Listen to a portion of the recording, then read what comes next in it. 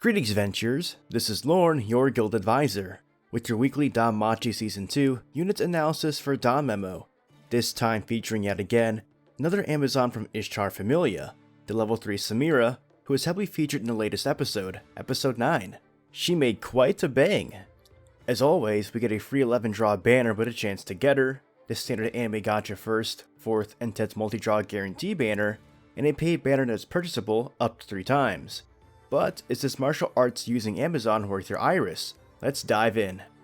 Crushing Fighter Samira is a physical attacker with a very high strength of 1911 at maximum break and max hero ascension, and a high agility of 1008, making her just fall short of some popular characters like Almina, Crotzo, and Argonaut when it comes to agility. Her special arts is Critical Savaging, an AoE Ultra Thunder physical attack with a temporary strength boost and a high critical rate. It's not a bad special arts, but she herself lacks the self buffs that make this the move you want to use your special arts gauge on, when characters like Argonaut and even Hyacinthus exist, capable of double buffing themselves and dishing out a strong AoE special arts attack. Her first combat skill is Feral Bash, an AoE mid-thunder physical attack with a 25% chance to seal your enemies. This is definitely a move designed more for war games, as many enemies in quests are immune to most ailments.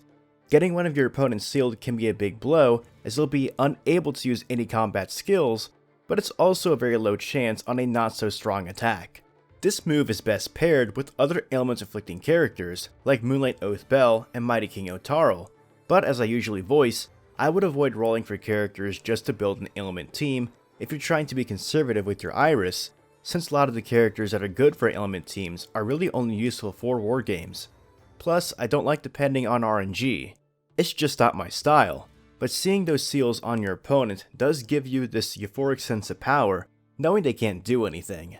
Her second combat skill is Battle Trance, an AoE fast, high thunder physical attack that also buffs the strength of your allies by 25% for 3 turns.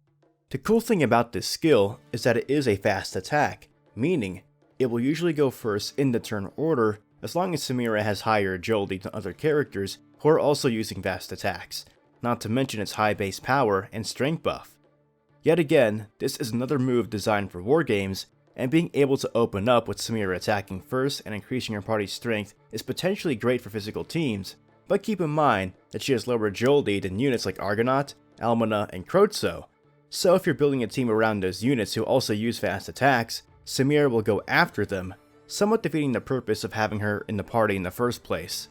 This can of course be supplemented by making sure she has higher agility by way of the assist equipped to her as well as equipment, but you normally want to be saving your best agility assist and gear for Crotzo to go first and apply his incredibly powerful debuff skill, which lowers magic, strength, and agility by 30%. Also, if you're using a unit like Daphne, who also has a strength buff, there may not be much of a point to grabbing Samira as they overlap in skills. It's true that Daphne's buff doesn't inflict any damage, but also sports 2 additional powerful buffs in an agility buff and an endurance one, which bolster your party's defenses and also pretty much guarantee your party will be going first after the agility buff is applied. Plus, Daphne has great use outside of war games because of her other skill, which reduces both single target and AoE damage. That doesn't discount Samira's skill, as it's still strong with a decent small strength buff, but if you're already invested in Daphne, it doesn't make too much sense to go for Samira. Her final skill is Wild Strike, which is a fast, low thunder physical attack that also lowers enemy physical resistance by 25% for 3 turns. She truly is a unit designed for war games. Between her ailment skill and 2 different fast attacks, this one dealing a good 25% physical resistance debuff. Combining this move with Elmina's fast skill, which debuffs enemy AoE attack resistance, could be particularly devastating to your opponent, as your opening turn will hurt quite a bit, but again, remember that Samira's agility is lower than Crotzo and Argonaut, so if you're using those 2 units in conjunction, you won't be able to take advantage of this debuff right away. Plus, Crotzo already has a physical resistance debuff attached to a move that also reduces fire resistance. If you're not going to receive the benefits of Samira's debuff until turn 2 anyway, because of your other units going before Samira, there's not too much of a point to using this skill on Samira if you already have Crotzo. Though if you don't have the aforementioned characters, this is a nice opening move in war games for a physical based party. As for notable passives, she does 50% more damage on counters, an additional 30% damage reduction on her guards, has 35% water resistance, and also sports 8% HP regen. All in all, Samira is a decent war game unit, especially for players that lack options like Elmina, Argonaut, and Krozo.